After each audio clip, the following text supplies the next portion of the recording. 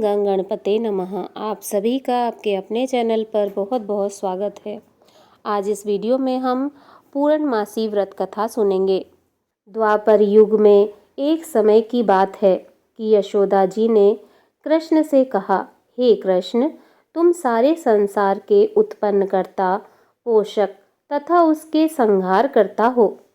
आज कोई ऐसा व्रत मुझसे कहो जिसके करने से मृत्युलोक में स्त्रियों को विधवा होने का भय न रहे तथा यह व्रत सभी मनुष्यों की मनोकामनाएं पूर्ण करने वाला हो। भगवान श्री कृष्ण कहने लगे, हे माता, तुमने अति सुंदर प्रश्न किया है। मैं तुमसे ऐसे ही व्रत का सविस्तार वर्णन करता हूँ।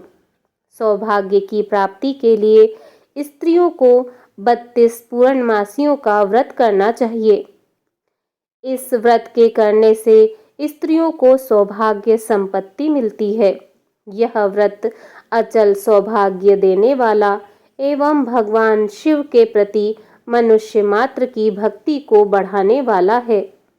यशोदा जी कहने लगी, हे कृष्ण, सर्वप्रथम इस व्रत को मृत्युलोक में किसने किया था, इसके विषय में विस्तार पूर्वक मुझसे कहो।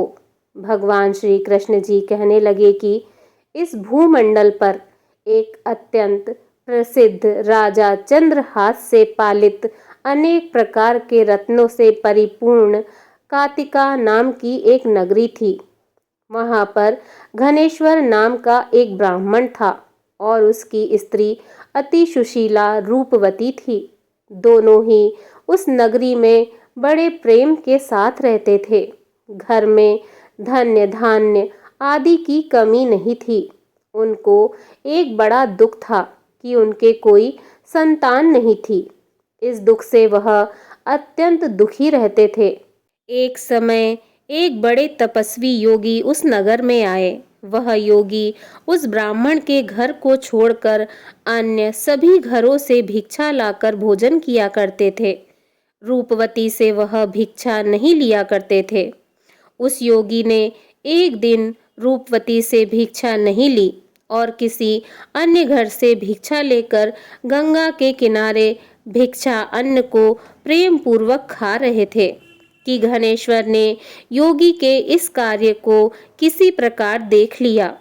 अपनी भिक्षा के अनादर से दुखी होकर धनेश्वर योगी से बोला, हे महात्मन, आप सब घरों से भिक्षा लेते हैं परंतु मेरे घर की भिक्षा कभी नहीं लेते। इसका क्या कारण है? योगी ने कहा कि निसंतान के घर की भीख पतितों के अन्न के तुल्य होती है और जो पतितों का अन्न खाता है वह भी पतित हो जाता है। क्योंकि तुम निसंतान हो, अतः पतित हो जाने के भय से मैं तुम्हारे घर की भिक्षा नहीं लेता हूँ। धनेश्वर यह बात सुनकर अपने मन में बहुत दुखी हुआ और हाथ जोड़कर योगी के पैरों में गिर पड़ा तथा आर्त भाव से कहने लगा, हे महाराज, यदि ऐसा है तो आप मुझको पुत्र प्राप्ति का उपाय बताइए। आप सर्वज्ञ हैं, मुझ पर अवश्य ही यह कृपा कीजिए। धन की मेरे घर में कोई कमी नहीं है परंतु मैं पुत्र न होने के कारण अत्यंत दुखी हूँ।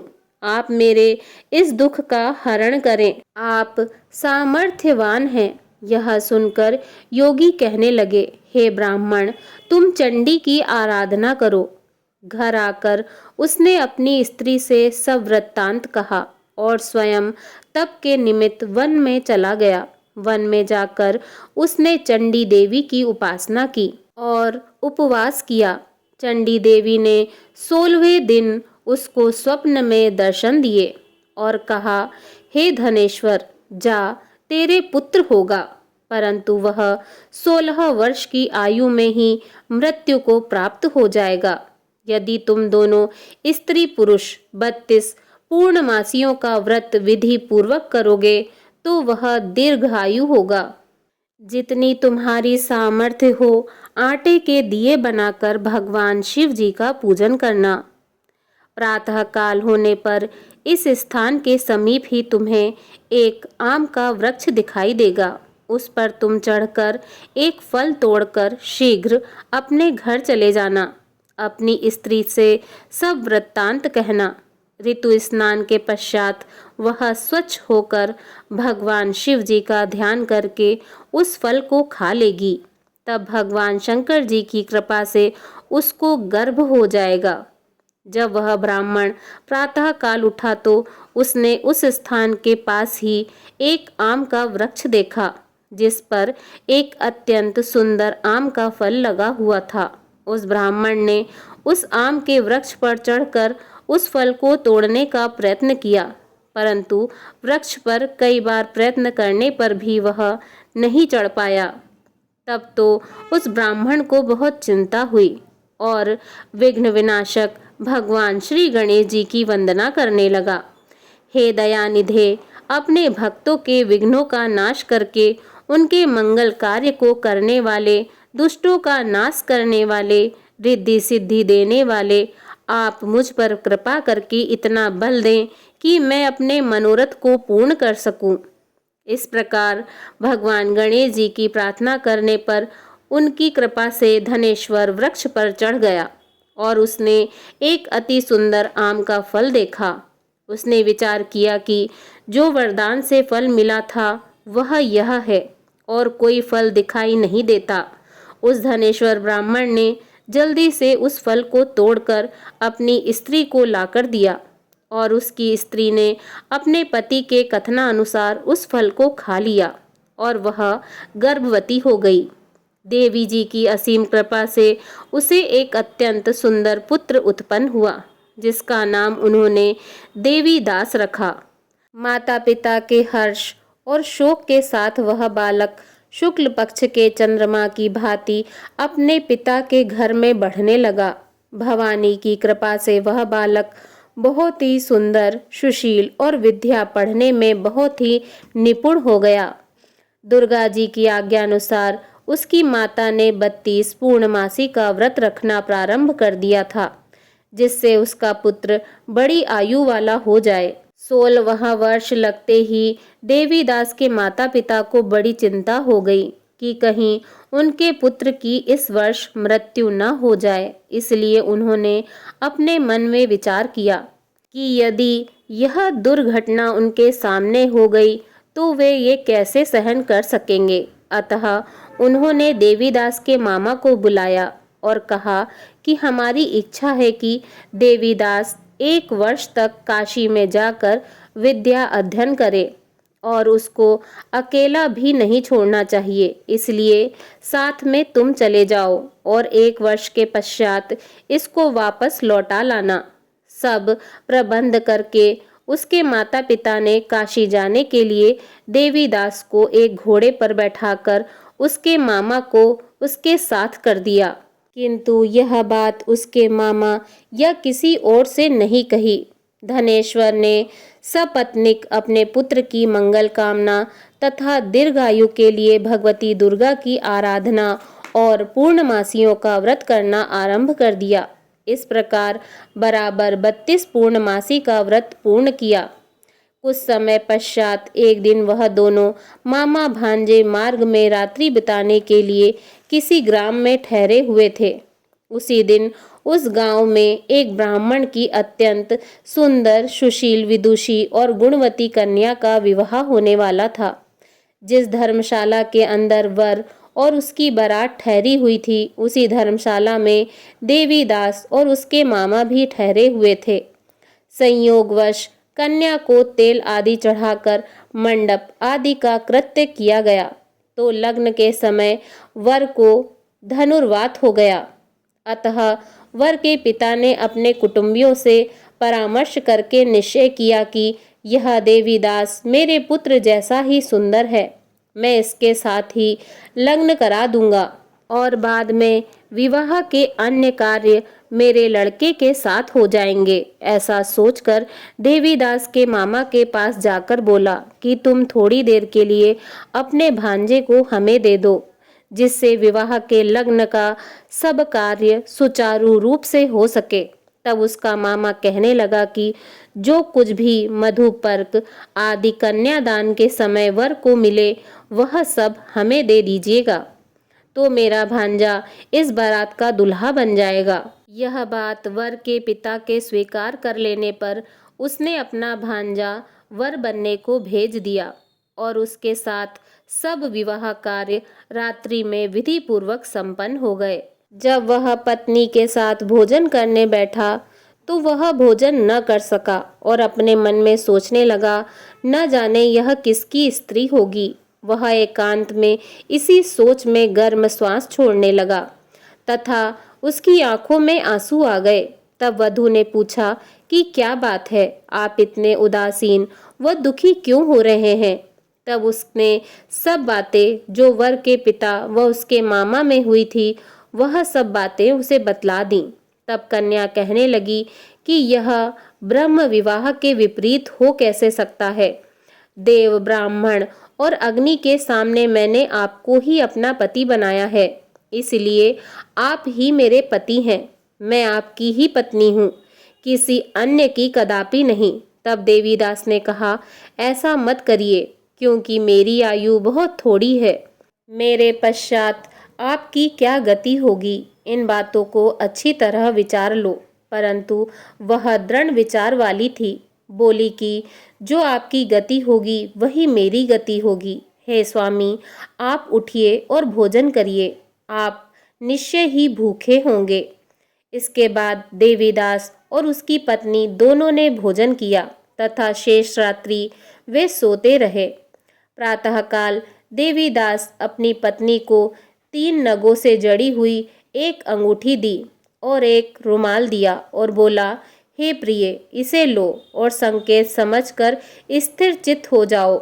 मेरा मरण और जीवन जानने के लिए एक पुष्प वाटिका बना लो, उसमें सुगंधित वाली एक नव मल्लिका लगा दो, उसको प्रतिदिन जल से सींचा करना और आनंद के साथ खेलो कूदो तथा उत्सव मनाओ। जिस समय और जिस दिन मेरा प्राणांत होगा ये फूल सूख जाएंगे और जब ये फिर हरे हो जाएं तो जान लेना कि मैं जीवित हूँ। यह बात निश्चय करके समझ लेना, इसमें कोई संशय नहीं है। यह समझाकर वह चला गया। प्रातःकाल होते ही वहां पर गाजे बाजे बजने लगे और जिस समय विवाह के कार्य समाप्त करने के लिए वर तथा सब बाराती मंडप में आए तो कन्या ने वर को भली प्रकार से देखकर अपने पिता से कहा कि यह मेरा पति नहीं है, मेरा पति वही है जिसके साथ रात्रि में मेरा पाणी ग्रहण हुआ था, इसके साथ मेरा विवाह नहीं हुआ है। यदि यह वही है तो बताएं कि मैंने इसको क्या दिया। मधुपर्क और कन्यादान के समय मैंने भूषण आदि जो दिए थे उन्हें दिखाए तथा रात्रि में मैंने क्या गुप्त बातें कही थी वह सब सुनाए। पिता ने उसके कथनानुसार वर को बुलाया। कन्या की यह सब बातें सुनकर वह कहने लगा कि मैं कुछ नहीं जानता। इसके पश्चात लज्जित होकर वह अपना सा मुंह लेकर चला गया और सारी बारात भी अपमानित होकर वहां से लौट गई। भगवान श्री कृष्ण बोले, हे माता, इस प्रकार देवीदास काशी विद्या अध्ययन के लिए चला गया। जब कुछ समय व्यतीत हुआ तो काल से प्रेरित होकर एक सर्प रात्रि के समय उसको डसने के लिए वहां पर आया।